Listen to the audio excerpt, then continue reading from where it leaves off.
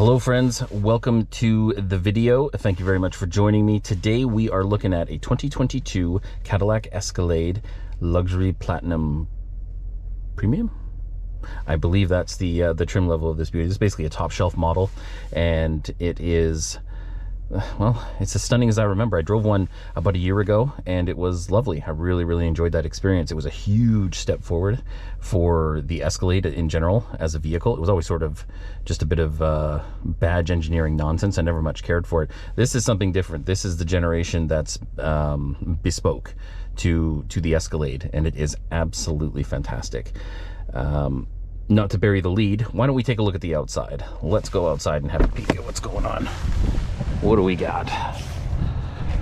All right, so we've got tri-coat metallic white on this one, if I remember the color correctly. It's a $1,300 Canadian option. Looks nice. Wouldn't be my first choice in color for many reasons. One, I find white boring, and two, well, it's white. It gets dirty all the time.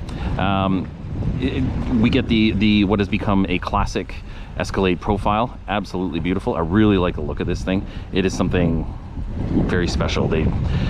Yeah, it still impresses. I think this design's about 3 years old now, and it still looks absolutely fantastic, completely modern. The rear end, really nice, squared off. They don't taper the back to any great degree, maybe just a touch there, but that's about it. So you maintain sort of the square space, and that really helps you on the inside. Makes the inside of the vehicle extremely comfortable and very spacious. The rims are 22-inch. Oh, look at those, they still look tiny. My god, isn't that incredible? The vehicle's just so big, but they're 22s, Android laser etched or some fancy nonsense, but they look pretty good and relatively easy to clean if you have a small brush, which is nice. But they do look small. It's incredible. This thing should probably be on 24s, because this is kind of the blinger version. So this is yeah. the wheels look so small, it's so ridiculous. Moving around to the front, we get the absolutely beautiful face on the Escalade. I really like the overall look. Those vertical, I guess they're fog lights. Those would be fog lights, right? Those are absolutely fantastic. They look really great, especially at night. They match in the back. The brake lights have a similar sort of design, and they look really great. And the headlights are nice too. They're kind of a dual, are they halogen or LED? I can't remember off the top of my head, but you get obviously the classic Cadillac grille. Camera right underneath it, as is standard, part of the 360 camera system, which is really fabulous in this vehicle. Let's take a look at the engine, shall we? Which one did they give us? Okay, let's see what we have for power plant on this one. Well, I know which one it is. I read the piece of paper, but come on. Hey, work with me here. There we go. Dual strut, as you might expect. This is the 6.2 liter V8. It was in, had a couple of these in recent weeks, and yeah, it has the same 420 horsepower and 460 pound-feet of torque. Why is it running, you ask? Well, it's cold today and I'd like to keep the interior of the vehicle nice and roasty toasty. But the other alternate for this one is the 3-liter diesel, which is certainly the one I would have chosen because I'm a little thrifty, and I've driven that one before, and it makes this a kind of complete vehicle, but we'll get to that later. I'm always getting ahead of myself. So there's the 6.2 liter V8 that I've come to know and love, and there we go. Let's head inside, shall we? Okay, we're back inside where it's nice and roasty toasty. We've got what is an absolutely fabulous fully digital dash here. It's 2 screens, one small one. I'll lean in there for you. That's kind of set inside the overall bigger one, and I like that. That's really neat. It's got a curve to it and all that kind of stuff. It's really cool. Looked great at night with the ambient lighting, etc. I really enjoy the dash of this vehicle, and it has kind of segmented areas. Over here you have trip computer stuff, things to tinker with, various settings with the heads-up display, etc., which I forgot to turn. Oh no, it's on. It's just really dim.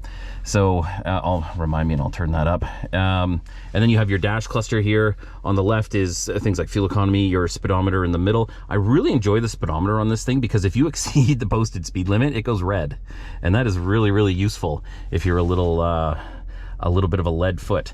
So, and on the right, you can have audio information, etc. You can change what you're looking at depending on what you prefer. You also can have your phone information on that particular part of the screen as well. Steering wheel on the left, we have The cruise control, heated steering wheel controls, and then Super Cruise. This little unibrow thing here has sort of become the quick indicator as to whether or not a GM vehicle is equipped with Super Cruise. So I'm going to give that a go when I hit the highway for the driving portion, and hopefully have more success with it than the last time I tried Super Cruise. And on the right, you have your phone controls, audio, volume, track selection, etc. We have paddle shifters on the back here. Well, you guys know my opinion on paddle shifters in vehicles like this. Moving over to the infotainment system, it's a very, it's not huge. It is relatively small, especially in Apple CarPlay mode. It is a little on the small side, but it's a generational thing. It doesn't really bother me. I think it's perfectly serviceable. When you hit, say, the home button and you switch to the native system, it utilizes the entire screen and looks a lot better. So the Apple CarPlay is a little on the tiny side, but that doesn't bother me to any great extent. So you have every option under the sun. I mean, this car comes equipped with every feature and piece of equipment that you can imagine. So all of that is controlled. You can swipe if you'd like on the touch screen, or you can use the controls down here. I really like this little part of the center console.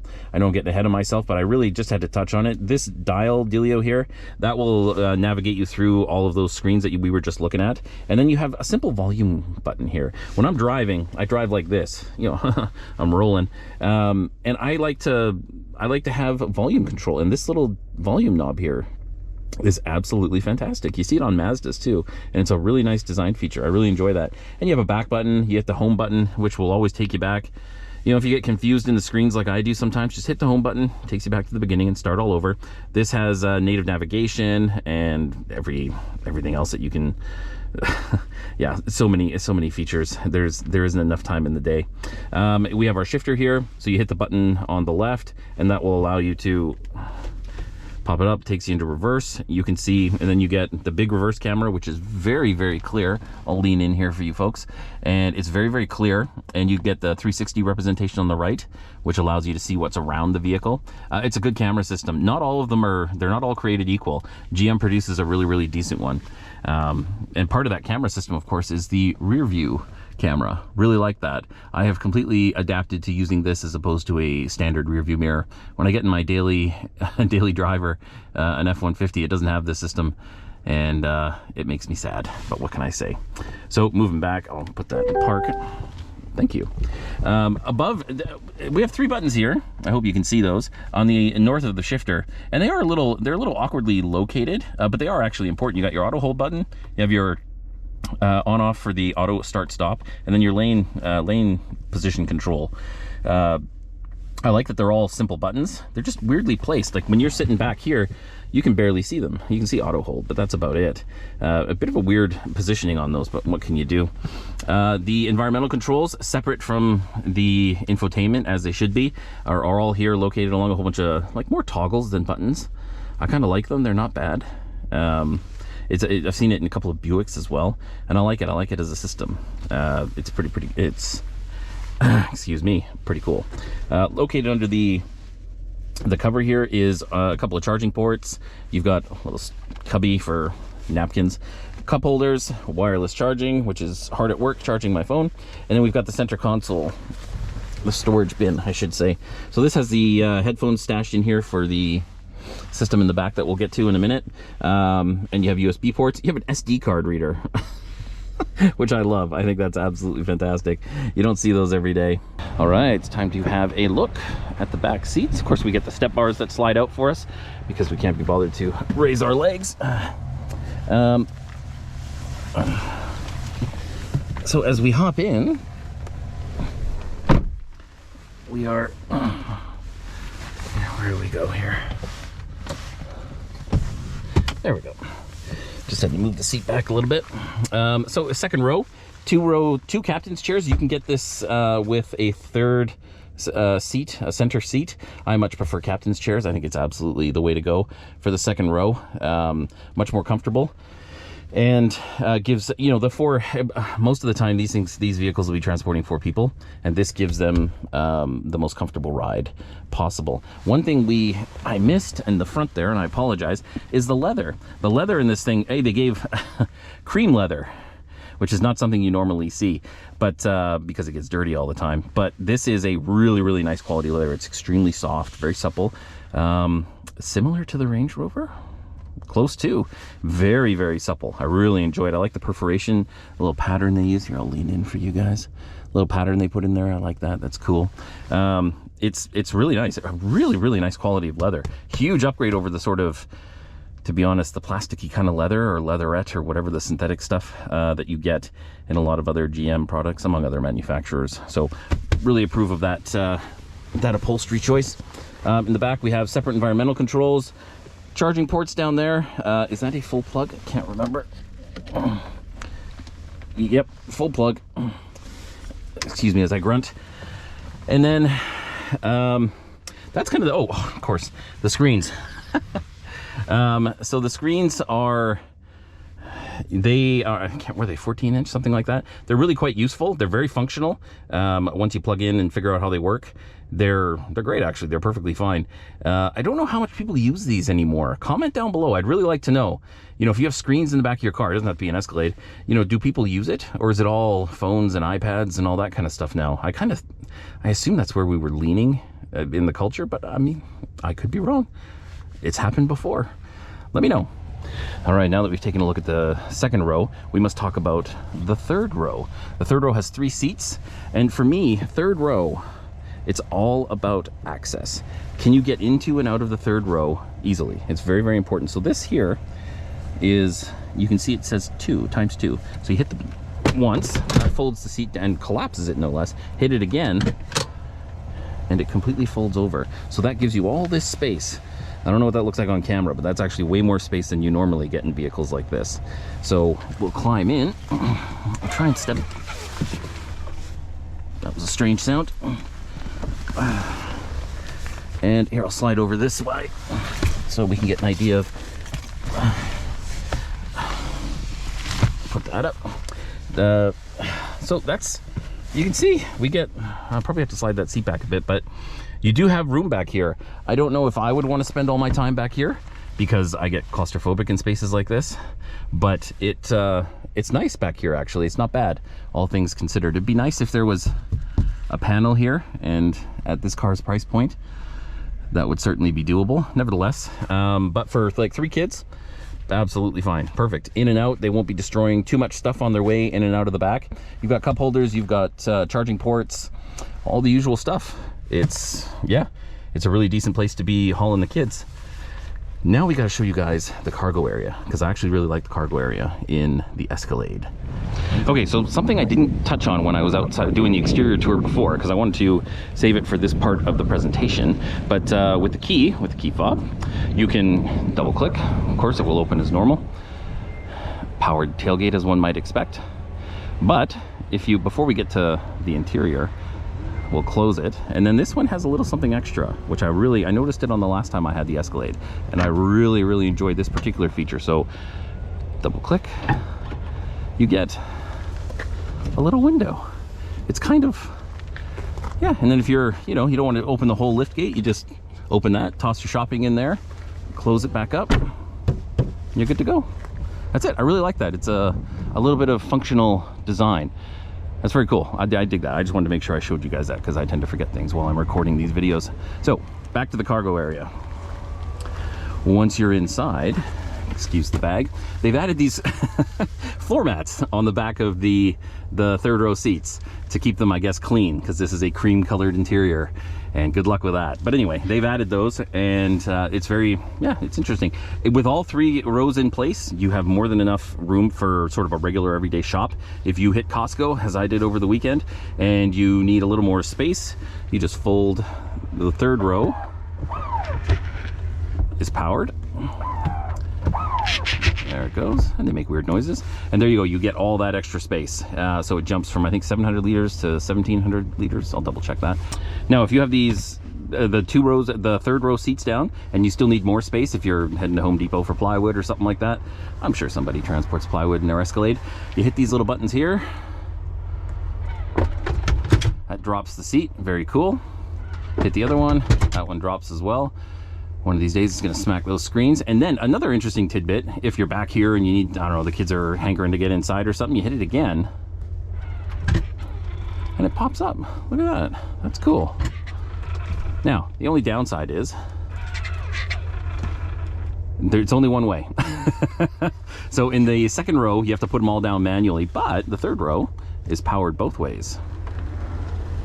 Everything with the exception of the headrest, of course, because you don't get it all. Put that back in place and you're good to go. And that's the cargo area in the Escalade. I dig that. It's useful space for what it is. It's great. All right, it's my favorite part of every video. Time to go for a drive. Well, I'm already driving, but we're on the road. And the Escalade, I mean, as soon as you start driving this thing, you realize what it's built for. It's built for comfort. It's not a sporty vehicle. It'll never be, well, the Blackwing apparently is quite sporty. I haven't driven that one. But this particular one is built for comfort, you know, luxury. And it delivers in that regard. It's really, it floats along, it kind of wallows, you know, but that's not a bad thing. It's a very, very pleasant place to be. The greenhouse is really nice. It's wide open. You can see everything pretty much. Visibility is really good. I can't say that is the case with all large SUVs, but this one is very, very usable. You know exactly where your nose is, your corners are, all that kind of stuff. And I mean, you have 360 cameras, should common sense fail you, but this, yeah, it is a very, very easy drive. I really like it. Seating position is good. You're relatively high up. Interestingly, when you step out of the vehicle, it's not a huge drop. You know, my pickup truck, I mean, I literally swing my little legs out the door and jump out. This thing, I can step out with one leg like a man. It's great. I really enjoy that part. But you still get that feeling of being high up, which is weird. I don't quite know how they achieve that, but I like it. I like it a lot. Makes me feel good, as an Escalade should, I suppose. Maybe the rappers are right. This thing really is the best vehicle ever made. You know, it's the interesting thing about the Escalade. The Escalade, when it started out 20 years ago, was sort of just, I mean, it was all cynical badge engineering. It was just a Chevy Tahoe or Suburban or whatever the case may be with some Cadillac badges slapped on it. This is a very, very singular thing. It's bespoke, right? Which is, I guess, the term that you would use. And it has a custom interior. What you find in this vehicle, you do not find in any of its cousins elsewhere in the GM lineup. And I really, really like that. They finally learned that people will not necessarily pay more just for badges. They need a little bit extra. It has to feel special. And the Escalade does that. I'm surprised, actually. I've got to be honest. I'm not a GM hater, I don't want to say that, but I've never been impressed with their product over the years. It's just always seemed like a step behind everybody else, especially the Japanese manufacturers, and they always seemed quite comfortable with that. Finally, they seem to be coming around to the idea that, yeah, maybe we need to improve our cars, take them up a notch, whatever the case may be. So it's really nice to see, and the Escalade is a really, really great example of that. All right, we must address the elephant in the room when it comes to cars like this, the price point. This one will cost you, as equipped, $130,000 Canadian. That works out to, well, you do the math, punch it into Google, but it is not an insignificant chunk of change. It is commensurate with its German competitors. What the German cars don't give you, they'll give you 7 seats, they'll give you a fair amount of space, etc. What they don't offer, any of them, so far as, it's just an opinion, so don't get excited, but they don't offer you the presence that an Escalade does. I know that sounds silly, and it doesn't matter to some people for sure. It didn't matter to me for many, many years. But if I was going to spend $130,000 on a car, I would want it to have presence. I would want it to be imposing. I would like it to attract attention. Not that I want to show off, but it should, at 130 grand, it should. And this does that. This accomplishes that.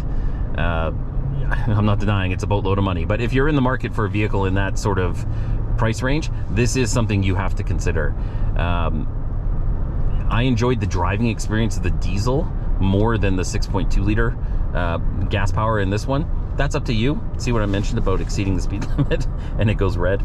Anyway, you know, that ultimately what engine you put into it, that's up to you.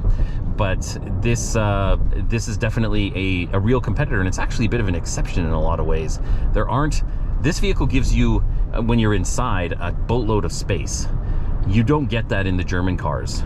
I mean, that's the German mentality, right? I mean, you know, it took forever for them to really understand the necessity of cup holders. So to have the room that this vehicle gives you is really, really nice. It can't be understated, that's for sure. So yeah, it is a little singular. There are definitely competitors out there, but it almost stands alone. I really do believe that, especially in these enormous sized SUVs. The Cadillac is a bit of a unicorn that way. All right, my friends, well, that is going to do it for us today. I hope you guys enjoyed the little tour of the 2022 Cadillac Escalade Premier, Platinum, Luxury, something or other. The top shelf Escalade. It's a really, really interesting vehicle. I've had the privilege to drive them twice now. I look forward to the next time I drive it. Hopefully they choose a better color choice for the interior, and maybe it'll be the diesel version that I prefer to drive, and my wallet prefers that too, because I do have to pay for my gas. So yeah, there you go. I hope you guys enjoyed it. Have a very great day wherever you are, whatever it is you're doing, and we will see you all on the next one.